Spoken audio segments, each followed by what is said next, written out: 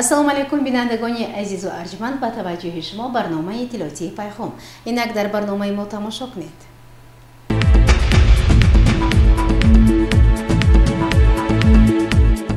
صبح سنه 18 سپتامبر سال روان در مجلس هفته‌وار نزد رئیس شهر پنجکند اساساً رفت اجرای نقشه و وظیفه‌های هفته گذشته تحلیل و بررسی گردیده. برای هفته نو دستور و سپارش‌های نو معین شدند. صبح سنه 18 سپتامبر سال روان در تالار خورد مقامات اجرایی محلی حاکمیت دولت شهر پنجکند جلسه نظارتی نزد رئیس شهر برگزار گردید. در آغاز جلسه رئیس شهر پنجکند خالقزاده عبدالخالق از رویدادهای مهم تاریخی و سیاسی هفته گذشته یادآور شده اطلاع داد که 17 سپتامبر سال روان ضمن جلسه 45 کمیته بین حکومتی عاید به حفظ میراث مادی فرهنگی یونسکو که در عربستان سعودی برگزار شد، یادگاری فرهنگی عمومی جهانی فراملی راههای ابریشم، زرافشان قیراقم، یادگاری های پنجکند قدیم، شهرک سنجرشاه، قلعه حصارک، گردن حصار، قلعه مغ، قلعه قم، تلی خمتوده، نظام آبیاری کننده توقسنکورس، آرامگاه خواجه محمد بشارا به فهرست میراثی عمومی جهانی یونسکو وارد گردید. پس از شنیدن گزارش رئیس کمیسیون دعوت تیرماهی جوانان، معاون رئیس شهر پنجکند خوشوقت‌زاده ارکین عاید به رفت دعوت تیرماهی جوانان برای خدمت در صف قوه‌های مسلح جمهوری تاجیکستان،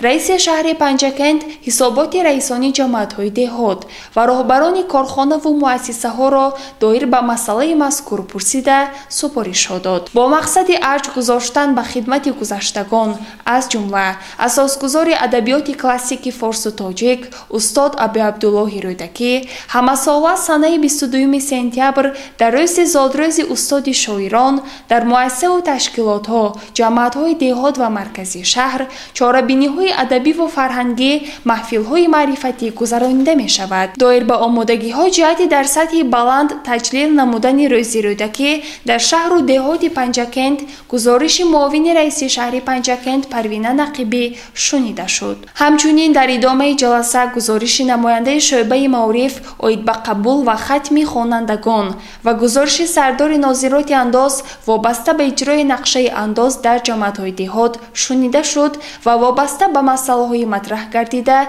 مسئولان سپارش گرفتند. دایر به رفت کشتی تکراری در خواجگی‌های دهقانی، جماعت‌های دهات، معاون سردار ریاست کشاورزی وابسته به رفت کشتی تکراری در خواجگی‌های دهقانی، جماعت‌های دهات، معاون سردار ریاست کشاورزی گزارش داد. رئیس شهر پنجکند جهت بنیاد گرمخانه‌ها، تامین اهالی با آب پالیزی مسئولین دخلدارا وظیفه‌دار نمود. راهبر دستگاه رئیس شهر پنجکند جمشید سلیمانوف عاید رعایت کدکس آداب خدمتچی دولتی در مقامات اجرایی محلی حاکمیت دولتی شهر پنجکند گزارش داد و رئیس شهر پنجکند چند از ایرادهای خویش را دایر به همین مسئله نسبت بعضی از راهبران کارخانه و تشکیلات ها بیان نمود. در ادامه جلسه رئیس شهر پنجکند خالقزاده عبدالخالق از روی مسائل زیرین منفرش‌کنی راه‌ها، آمادگی به دوره زمستان گذرانی سالهای 2023-2024، اجرای قانون جمهوری تاجیکستان درباره تنظیم عنعنه و جشن و مراسم ملی، از حساب شعبه کار با زنان و عائله، بخش کار با جوانان و ورزش، کمیته اجرایی حزب خلق دموکراتی تاجیکستان در شهر پنجکند به راه ماندن کارهای فهماندهی در بین اهالی مخصوصا زنان، تازه نگاه داشتن شهر و دهات، تازه نگاه داشتن خیابان‌های مرکزی، نصب شعار و آویزه ها به مسئولین سپارش داد. جلسه نظارتی را رئیس شهر پنجکند جنبش نموده از مسئولان تمام ساحه‌ها دعوت به عمل آورد وظیفه و سپارش ها را با درک بلند مسئولیت اجرا نمایند. گزارش صبرین اکرم و ویس ماجان خالف.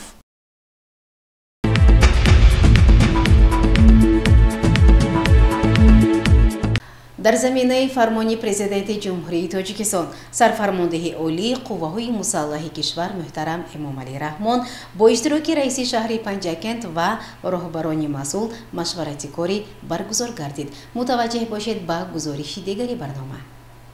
дар толори калони мақомоти иҷроии маҳаллии ҳокимияти давлатии шаҳри Панҷакент машварати кории раиси шаҳри Панҷакент Холиқзода Абдухолиқ бо роҳбарони корхонаву ташкилотҳо, раисони ҷамоатҳои деҳот, имомхатибон баргузор гардид. пас аз шунидани гузориши муовини раиси шаҳр Хушвақтзода Иркин оид ба рафти омодагӣ ба даъвати тирамоҳии ҷавонон барои хидмати ҳарбӣ аз раисони ҷамоатҳои деҳот, вазъи кор бо ҷавонони синни даъватӣ, роҳандозии корҳои тарғиботиву ташвиқотӣ дар байни ҷавонон ва волидонашон пурсида шуда, аз кормандони шӯъбаи маориф, сарварони таълимгоҳҳо, имомхатибон даъват ба амал оварда шуд, ки барои дар рӯҳияи дӯст доштану хидмат намудан ба ватан, тарбия намудани ҷавонон саҳми бевосита гузоранд. қайд гардид, ки тарбияи ҳисси ватандӯстӣ бояд дар оила оғоз гардида, дар мактаб тақвият ёбад ва омӯзгорон дар ин самт байни ҷавонон,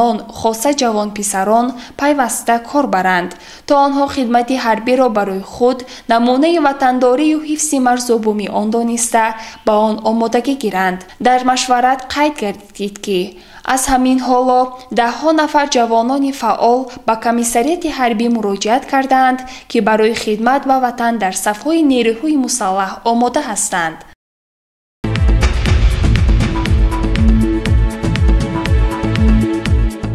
барномаро идома медиҳем. дар ҷарояни навбатии сафари кории раиси шаҳри Панҷакент Абдухолиқ Холиқзода бо соҳаи кишоварзӣ, корҳои ободониву созандагӣ, даъвати ҷавонон ба сафи қувваҳои мусаллаҳи ҷумҳурии Тоҷикистон ва дигар масъалаҳои муҳими рӯз дар ҷамоатҳои деҳотӣ Саразм ва Чинор шинос шуд. ба таъкиди асосгузори сулҳу ваҳдати миллӣ пешвои миллат, президенти ҷумҳурии Тоҷикистон муҳтарам Эмомалӣ Раҳмон даврони истиқлол ба эҳсоси ободкории мардум, ки ҷузъи таркибии дӯст доштани ватан аст, таҳрик бахшид. дар ҳамин асос ба муносибати 35-солагии истиқлоли давлатии ҷумҳурии Тоҷикистон сокинони ҷамоати деҳоти Саразм низ ба корҳои ободониву бунёдкорӣ, бунёди муассисаҳои таълимӣ саҳм мегузоранд.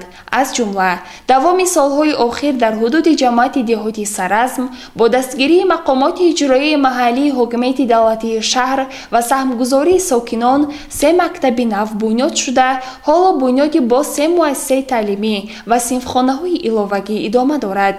зимни сафари кории раиси шаҳри Панҷакент ба ҷамоати деҳоти Саразм бо сохтмони синфхонаҳои иловагӣ дар назди муассисаи таҳсилоти миёнаи умумии рақами 105 деҳаи Ҳавзаки боло шинос шуд.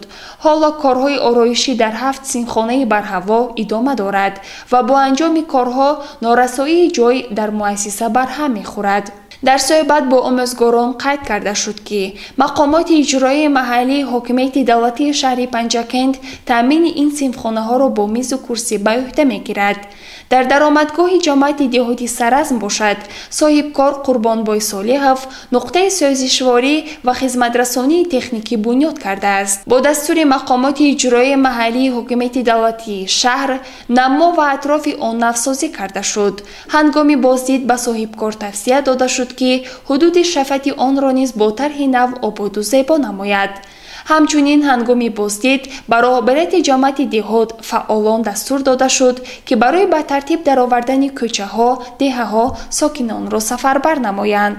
таъмини амнияти озуқаворӣ яке аз ҳадафҳои муҳими стратегии ҳукумати мамлакат ба ҳисоб меравад. раиси шаҳри Панҷакент Холиқзода Абдухолиқ дар ҷамоати деҳоти Чинор бо рафти ҷамъоварии ҳосили пиёз дар замини саҳмияи деҳқони собиқадор Қаҳрамон Тилабов шинос шуд. ном бурда моҳи феврал дар 25 ҳисса замини саҳмияи аҳли оилааш тухми пиёзи навъи итолиёвӣ кишта буд ва ҳоло ҳамсояҳоро ба ҳашари ҷамъоварии ҳосил даъват мекунад.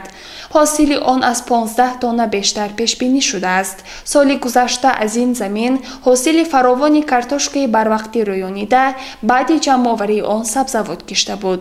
имсол заминро زمینро барои кишти картошкаи барвақтӣ омода мекунад.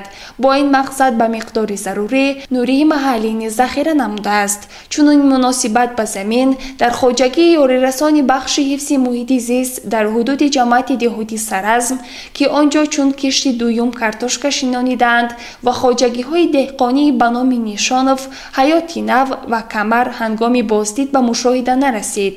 баробарони ин хоҷагиҳо ҷиҳати истифодаи босамари ҳар қитъа замин оғози кишти тирамоҳӣ дастур дода шуд.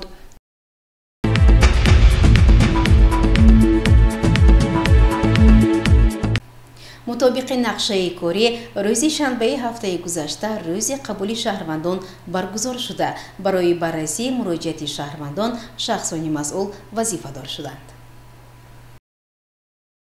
мутобиқи нақшаи мақомоти иҷроияи маҳаллии ҳокимияти давлатии шаҳри Панҷакент дар рӯзи қабули навбатии шаҳрвандон раиси шаҳри Панҷакент Абдухолиқ Холиқзода ҳамаи муроҷиату дархости шаҳрвандонро мавриди омӯзиш ва баррасӣ қарор дод. ضمن арзу дархост ва муроҷиати шаҳрвандон бештар онҳо вобаста ба масъалаҳои тақсими заминӣ назди ҳавлигӣ, кӯмак барои таълими фарзандонашон, таъмини оби нӯшокӣ ва полезӣ, таъмири роҳҳои автомобилгард, таъмир ва васлу насб намудани қубури об, кӯмак барои табобат, ёрӣ расонидан барои сохтмони манзили истиқоматӣ ва монанди инҳоро пешниҳод намуданд. раиси шаҳри Панҷакент Абдухолиқ Холиқзода дар навбати худ ба роҳбарони дахлдор супориш дод, ки ҳар як муроҷиати шаҳрвандон дар асоси қонунҳои амалкунандаи ҷумҳурии Тоҷикистон омӯхта шавад ва барои иҷрои онҳо чороҳи мушаххас амалӣ гардад. пас аз чанде ки даъвати тирамоҳии ҷавонон ба сафи қувваҳои мусаллаҳи ҷумҳурии Тоҷикистон оғоз меёбад, яке аз сокинони шаҳри Панҷакент ба роҳбарияти шаҳр иброз намуд, ки фарзандону набирагон пайвандони ӯ ҳозир ҳастанд то ба модар ватани хеш софдилонаву содиқона хизмат намоянд.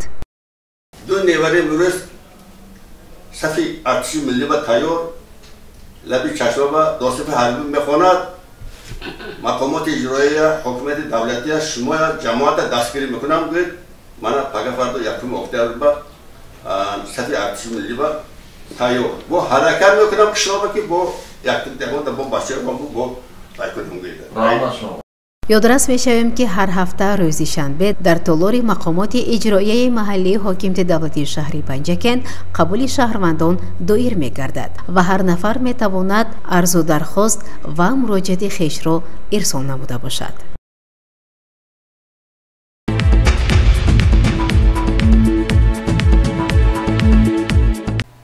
идомаи барномаи иттилоотии пайғом.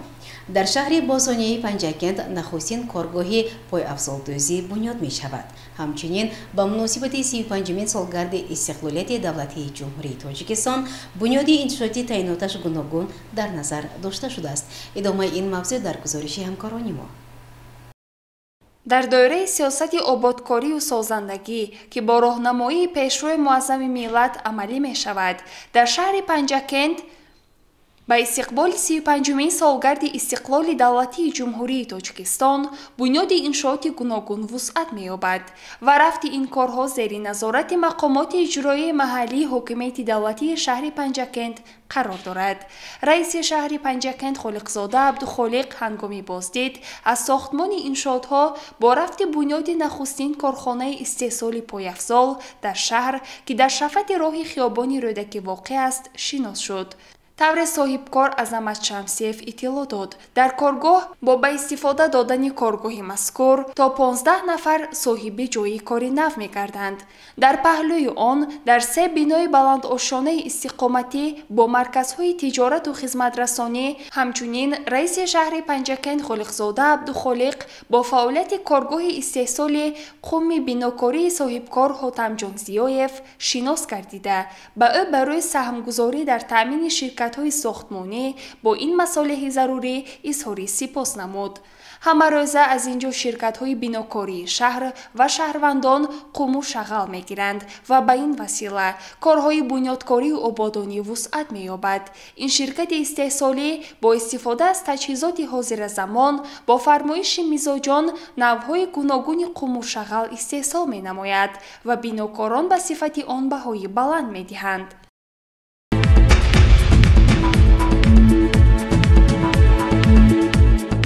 بینندگان عزیز در همینجا برنامه اطلاعاتی پیغام به پایان میرسد. برای هر یک شما سلامتی را خواهانیم. خیر شد و پیروز باشید.